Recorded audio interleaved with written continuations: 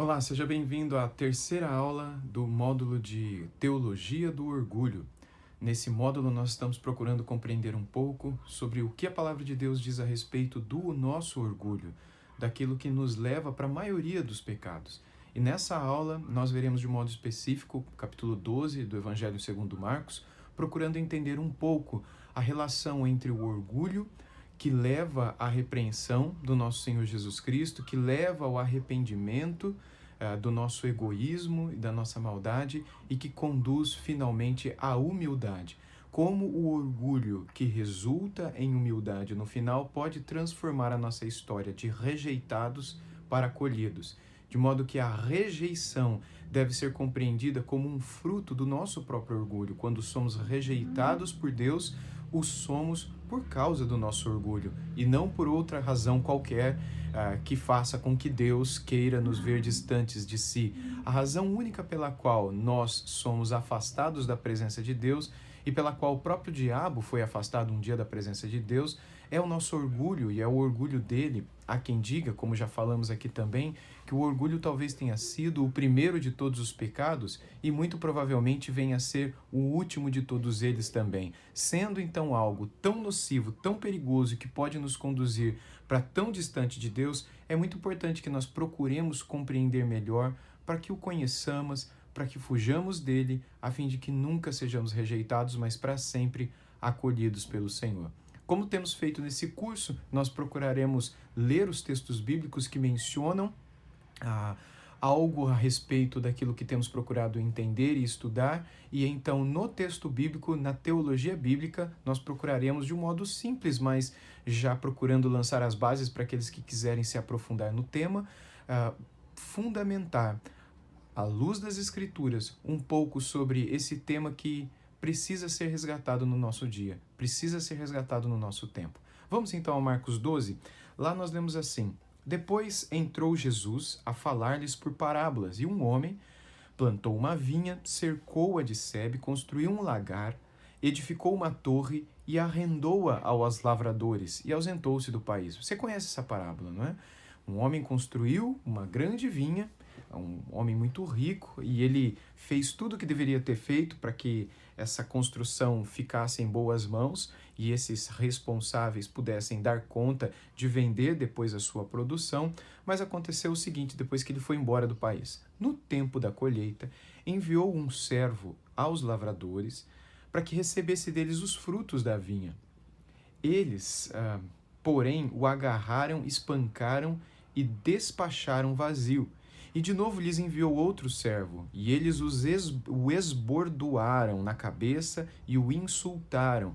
Essa expressão tem a ver com bater com varas na cabeça, com esmurrar de fato, com pegar a pessoa e não só arrancar-lhe ou rasgar-lhe as roupas, mas ferir-lhe na cabeça, ferir-lhe nas suas partes mais sensíveis. Verso 5: Outro ainda lhes mandou, e a estes mataram. Muitos outros lhes enviou, dos quais espancaram uns e mataram outros. Restava-lhe ainda o seu filho amado. A este lhes enviou por fim, dizendo: Respeitarão meu filho.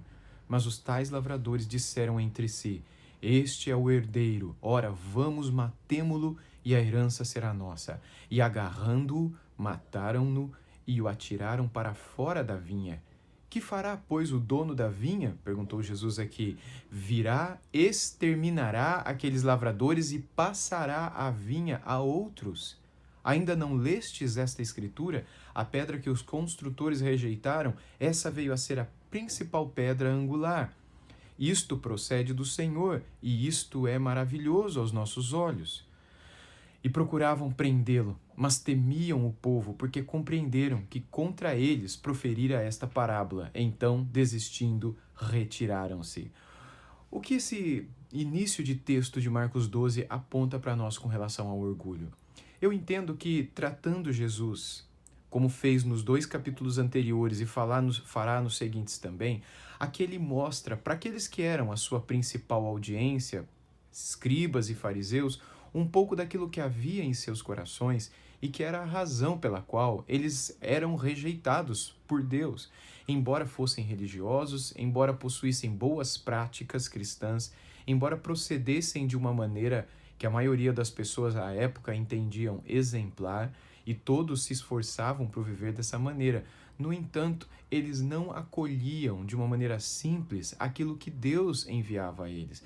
Eles se cercavam de regras, de leis, eles se cercavam de boas intenções, de boas atitudes espirituais, mas no fundo, eles rejeitavam os simples conselhos e palavras que o Senhor enviava para eles. Ou seja, embora eles se cercassem de tantas coisas a respeito de Deus, eles não permitiam que o Deus, a respeito de quem eles falavam, entrasse em seus corações de verdade e fizesse transformação em seu caráter, fizesse transformação em seu orgulho, em sua vida, em suas atitudes, em suas famílias, em seus pecados. E o fruto disso não é outro senão o orgulho por nós nos considerarmos suficientes, por acharmos que não precisamos das palavras de Deus, por acharmos que já o conhecemos suficientemente. E o que dele sabemos e o que para ele fazemos será suficiente para ele nos receber no céu um dia. Mas será? Será que as nossas atitudes, será que a nossa vida, será que a nossa prestação de serviços ao Senhor é suficiente realmente para que sejamos acolhidos por Ele um dia? Eu me lembro da escritura de Isaías, no capítulo 62, deixa eu confirmar aqui com vocês, onde o Senhor, destacando um pouco a respeito do orgulho desse povo, perdão, 62 não, um pouco mais à frente, ele diz assim, no capítulo 64, bem, depois de falar sobre a bondade de Deus e a graça de Deus, que desce sobre os homens para resgatá-los, salvá-los, servi-los, aí ele fala de nós, homens, no capítulo 64 de Isaías, versos 5 e 6 principalmente. Saís ao encontro daquele que com alegria pratica justiça, daqueles que se lembram de ti nos teus caminhos, eis que te iraste porque pecamos, porque muito tempo temos pecado e havemos de ser salvos. Mas todos nós somos como o imundo, e todas as nossas justiças como um trapo de imundícia.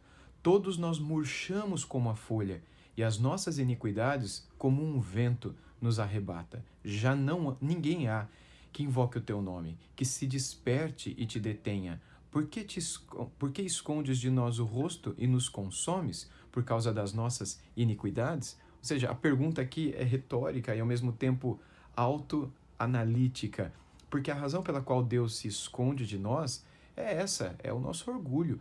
Nós agindo com as nossas melhores justiças, achando que por meio delas nós seremos acolhidos por Deus, seremos agradáveis ao Senhor, quando na verdade não. Quando na verdade o nosso orgulho ao agirmos com a nossa própria justiça, achando que por meio daquilo que fazemos e somos seremos recebidos, na verdade causa rejeição ao Senhor. Portanto, quando nós encontramos um texto como esse que nos apresenta de uma maneira tão especial a análise do nosso coração, aquilo que está dentro do nosso coração e que deveria mostrar para nós tudo aquilo que deveríamos lançar para longe de nós, caso queiramos sinceramente ser recebidos por Deus, é um presente de Deus isso, para que nós olhemos para o nosso coração e percebamos se tudo aquilo que temos feito pelo Senhor não tem sido cercado de hipocrisia. Agora voltemos para o capítulo 12 de Marcos, porque Jesus agora ele é tentado pelos fariseus e escribas que estavam ali ouvindo justamente essa palavra.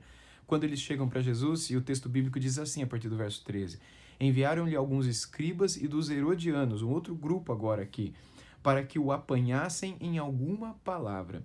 Chegando, disseram-lhe, mestre, sabemos que és verdadeiro, e te importas, não te importas com quem quer que seja, porque não olhas a aparência dos homens, antes, segundo a verdade, ensinas o caminho de Deus. É lícito pagar tributo a César ou não? Devemos ou não pagar? Mas Jesus, percebendo-lhes a hipocrisia, respondeu, por que me experimentais? Trazei-me um denário para que eu o veja. E eles lhe o trouxeram. E respondeu-lhes, de quem é esta efígie e essa inscrição? E responderam, de César. E disse-lhes então Jesus, dai a César o que é de César, e a Deus o que é de Deus. e muitos se admiraram. Mais uma vez, o que a gente encontra aqui é o orgulho. O orgulho é que nos leva a tentar ao Senhor. O orgulho é que nos leva a tentar derrubar alguém. O orgulho é o que nos leva a querer provar as pessoas e, com sagacidade, querer derrubar as intenções das pessoas. É óbvio que os herodianos aqui estão fazendo isso com o próprio Senhor Jesus, o que nos causa surpresa, né? Mas é óbvio que para eles ele não era aquilo que ele é para nós. Mas não é difícil que nós façamos a mesma coisa. Quando provamos ao Senhor em certas coisas que a nossa vida deveria respeitá-lo. Pecados que cometemos e que sabemos que ele odeia e que muitas vezes o fazemos sem um pingo de arrependimento, sem um mínimo de dor na consciência. Quando não damos ao Senhor o que é do Senhor, mas estamos achando que fazendo outras coisas de uma maneira correta, estamos agindo de uma maneira correta. Nesse texto aqui, a discussão deles a respeito de pagar impostos, né, tributos ao governo, de um modo orgulhoso, estava querendo fazer com que Jesus fosse pego na sua própria palavra. E não é difícil que nós encontremos hoje em dia pessoas que façam isso com Deus, que queiram pegar a Deus em sua palavra e queiram prová-lo em sua palavra, quando o próprio Senhor Jesus disse para Satanás que a gente não deve fazer prova nesse sentido de teste com a própria palavra de Deus. O que nós devemos provar do Senhor, segundo os Salmos e segundo o próprio Senhor Jesus, é nas suas delícias, no sentido de percepção sensorial, aquilo que Jonathan Edwards chamava de afeições religiosas, prová-lo no sentido de ver o quanto ele é bom, degustá-lo, experimentá-lo, perceber as delícias que existem em sua presença e a maravilha, o quão gostoso é estar na sua destra, na sua presença em comunhão, mas não colocar ele contra a parede e ver se ele agora realmente é Deus. Essa atitude é uma atitude de orgulho. Mas no texto, o Senhor Jesus continua, a partir do versículo 18, tratando com os saduceus. Quando estes chegam, veja, primeiro fariseus, agora os fariseus, escribas e herodianos, que eram outro grupo, agora os saduceus também, que diziam não haver ressurreição, e aproximaram-se dele e lhe perguntaram, dizendo, Mestre, Moisés nos deixou escrito que se morrer um irmão de alguém e deixar mulher, sem filhos, seu irmão tome a esposa e suscite descendência a seu irmão. Ora, havia 7 irmãos. O primeiro casou e morreu sem deixar descendência. O segundo desposou a viúva e morreu também sem deixar descendência. O terceiro, da mesma forma. E assim os 7 não deixaram descendência. Por fim, depois de todos morreu também a mulher. Na ressurreição, quando eles ressuscitarem, de qual deles será ela esposa? Porque os 7 as desposaram. E respondeu-lhe Jesus, não provém o vosso erro de não conhecerdes as Escrituras, nem o poder de Deus? Pois quando ressuscitarem dentre os mortos, nem casarão, nem se darão em casamento, porém são como os anjos nos céus. Quanto à ressurreição dos mortos, não tem lido no livro de Moisés, no que diz no trecho referente à sarça, como Deus lhe falou, eu sou o Deus de Abraão, de Isaque e de Jacó. Ora, ele não é um Deus de mortos, e sim de vivos, laborais em grande erro. Quando Jesus lida aqui com os saduceus, qual é a percepção de Jesus a respeito do erro dele? Onde está o orgulho aqui? O orgulho está em ler e não reconhecer, ler as Escrituras e não aceitar o que elas dizem. É óbvio que eles entram num outro assunto, que não é o meu foco aqui, que é a questão do casamento. E, aliás, vários focos diferentes estão sendo lançados nesse mesmo capítulo. Há vários pontos aqui, vários temas aqui, vários assuntos em um só capítulo. Mas se você olhar com cuidado, você perceberá que na raiz de todos eles está o tema desse módulo, o orgulho. O que levava os saduceus a desconfiarem das Escrituras e não crerem na ressurreição era o orgulho. O orgulho de acharem que o que eles achavam estava certo e não o que a Bíblia diz. É difícil que nós encontremos pessoas ainda hoje assim. A Bíblia diz a respeito das mulheres, dos homens, da família, da igreja, do ministério pastoral, certas coisas. Não, mas eu não acho assim.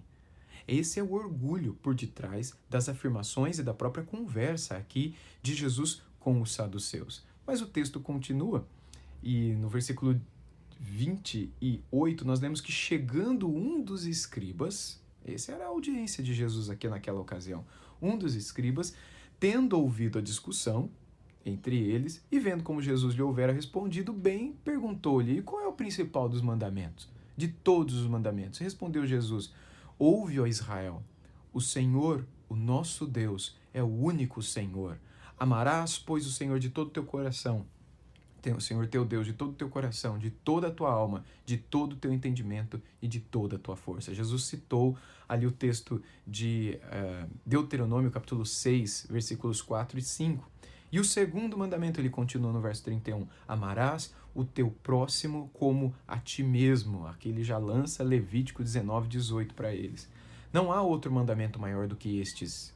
Disse-lhe o escriba, muito bem, mestre, e com verdade disseste que ele é o único e não há outro senão ele, que amar a Deus de todo o coração, de todo o entendimento, de toda a força, e amar ao próximo como a si mesmo, excede todos os holocaustos e sacrifícios. E vendo Jesus que ele havia respondido sabiamente, declarou-lhe, não estás longe do reino de Deus. E já ninguém mais ousava interrogá-lo. Então, embora nós não estivéssemos lá para perceber e poder hoje analisar o que aconteceu nessa última ocasião, mas pelas palavras do texto bíblico aqui a respeito de Jesus no final, no versículo 34, aparentemente esse último escriba que chegou quando Jesus estava discutindo ali com os saduceus, depois dos fariseus, mas estava tudo ali na mesma hora, quando chegou esse um escriba do meio deles, aparentemente Jesus viu sinceridade no coração dele quando ele diz, mas então qual que é o maior de todos os mandamentos? Ou seja, o que realmente resume a ideia de Deus para a nossa vida? Tudo que ele nos mandou fazer é para a gente poder viver uma vida santa e a gente poder adorá-lo em verdade, em sinceridade e podermos ser aceitos por ele. Por isso ele nos deu as leis, os mandamentos, os holocaustos, os sacrifícios. Mas qual que é o maior de todos? Tipo, se nós não fizermos esse, não adianta a gente fazer o resto. Aí Jesus cita Deuteronômio 6, Levítico 18, e o rapaz diz, bem disseste, Senhor, é isso mesmo. Nós não estivemos lá para julgar as afeições do rosto e tudo mais. Mas pelas palavras do texto bíblico, no versículo 34, a impressão que tenho é que esse rapaz foi sincero. E aquilo que Jesus disse tocou no coração dele, é como se ele dissesse, é isso mesmo, Senhor. De nada adianta nós entregarmos os sacrifícios e holocaustos se a gente não amá-lo de todo o coração. Era isso que Jesus havia dito no começo para eles. Quando Jesus falou que não adianta você ter a capa, mas não ter o coração, não ter o corpo, ter a casca, mas não ter a essência. Não adianta você ter as obras. Não adianta você ter todo o serviço se o teu coração não é dele. Se você não dá a Deus o que é de Deus. Se você não cuida daquilo que é do Senhor, como que pelo Senhor. Mas quando o Senhor vai embora, você cuida como se fosse seu. Você faz da casa algo como se fosse sua. Você faz da religião como se fosse a tua própria. É a parábola da vinha que a gente leu no início desse capítulo. Ou seja, o orgulho está por trás de tudo e aparentemente a humildade desse rapaz ao reconhecer que não são serviços, que não são coisas que fazemos, embora os serviços são importantes, a obra, por isso ele nos deu dons para servirmos. Mas nada disso é mais importante do que de todo o coração amá-lo, de todo o coração agirmos humildemente na sua presença, porque a falta de humildade joga fora toda a prática de serviço. Se não fosse assim, para Deus, tudo que os israelitas fizeram no Antigo Testamento seria extraordinário e suficiente para recebê-los na eternidade, mas não foi, porque a respeito de todo serviço e dom e prática e justiça, o coração deles, humildemente, estava distante do Senhor. Por isso foram rejeitados pelo Senhor. E aí então, Jesus, o texto bíblico diz que começou a ensinar no templo. Versículo 35. E lá diz que ele perguntou, como dizem os escribas que o Cristo é o filho de Davi? O próprio Davi não falou pelo Espírito Santo? Disse o Senhor ao meu Senhor, assenta-te à minha direita, até que eu ponha os teus inimigos debaixo dos teus pés.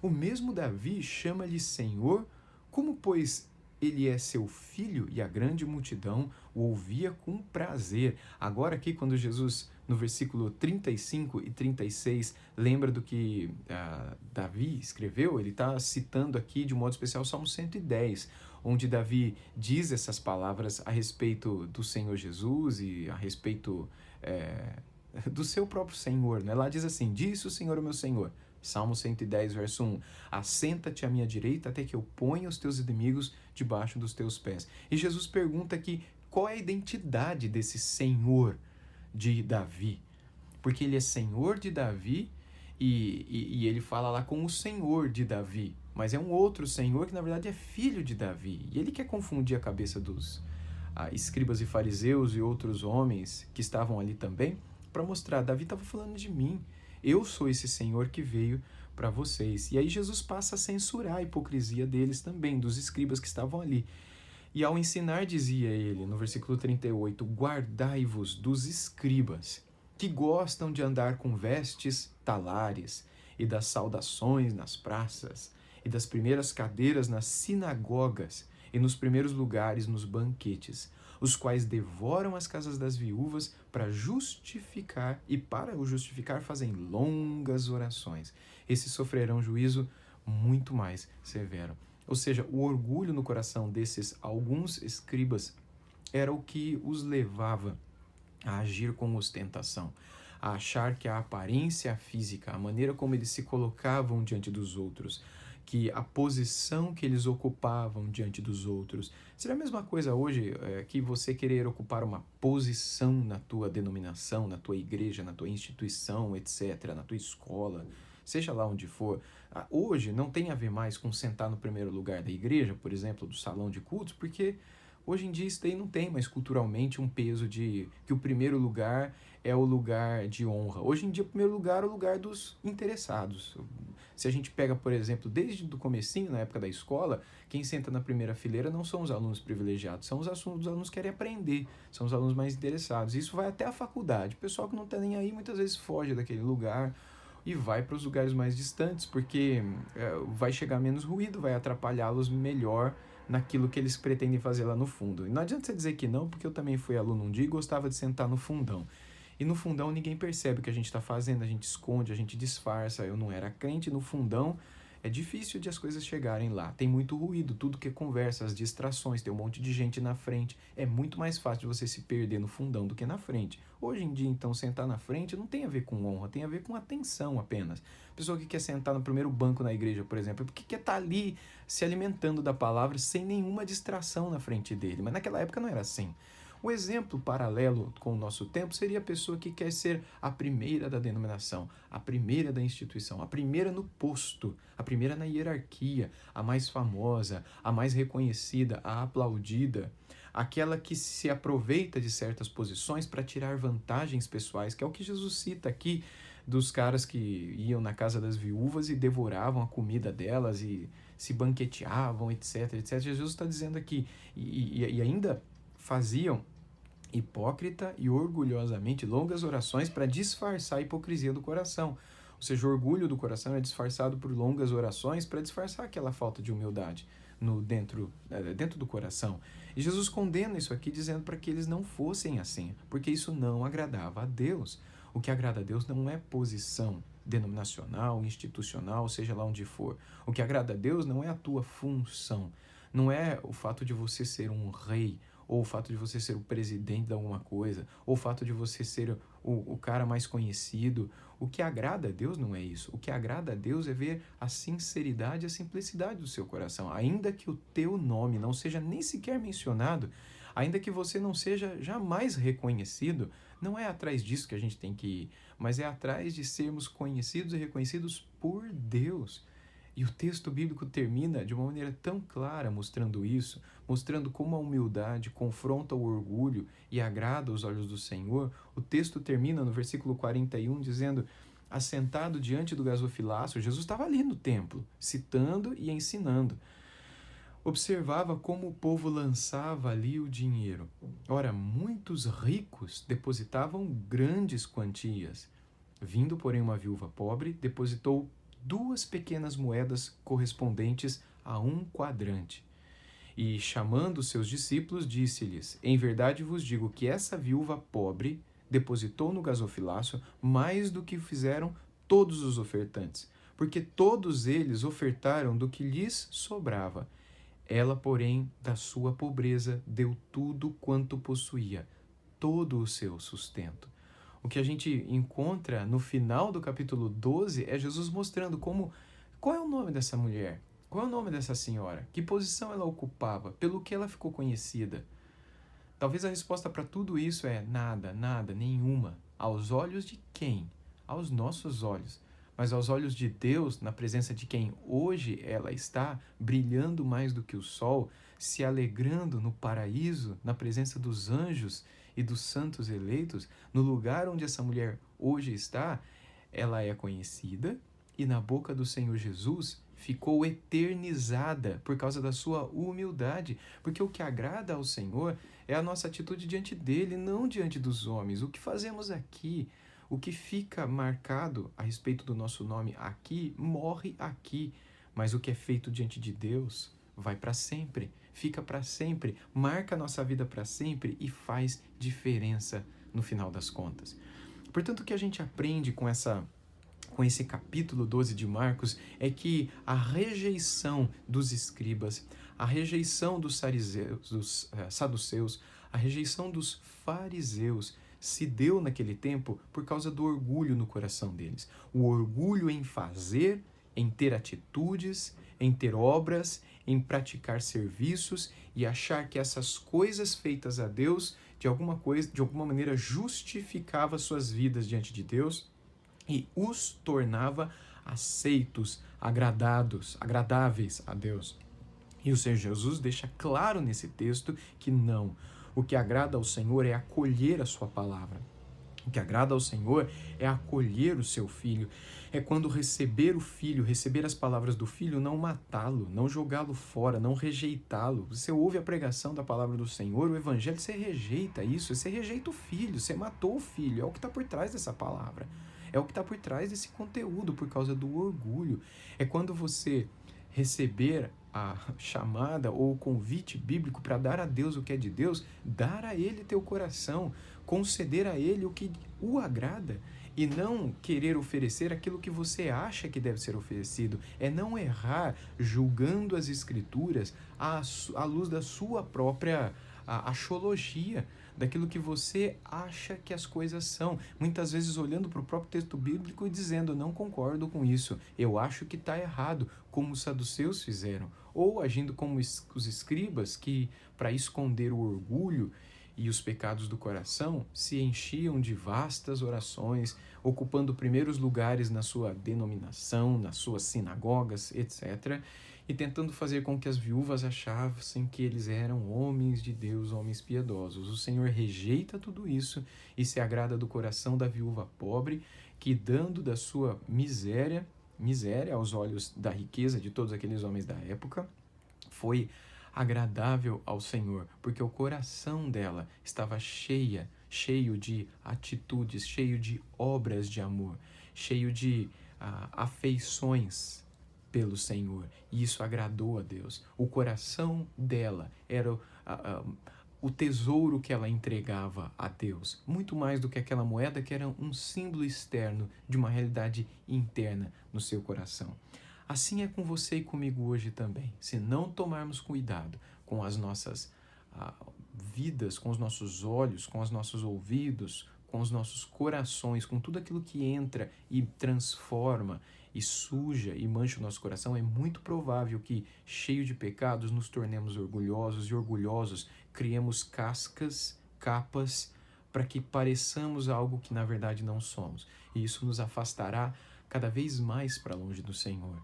E isso não resultará em corações e vidas que serão acolhidos pelo Senhor. O orgulho é o que faz com que Deus nos rejeite de si. Que a gente tome cuidado e que toda essa teologia bíblica a respeito das consequências do orgulho nos conduza ao arrependimento e à conversão, à humildade de verdade.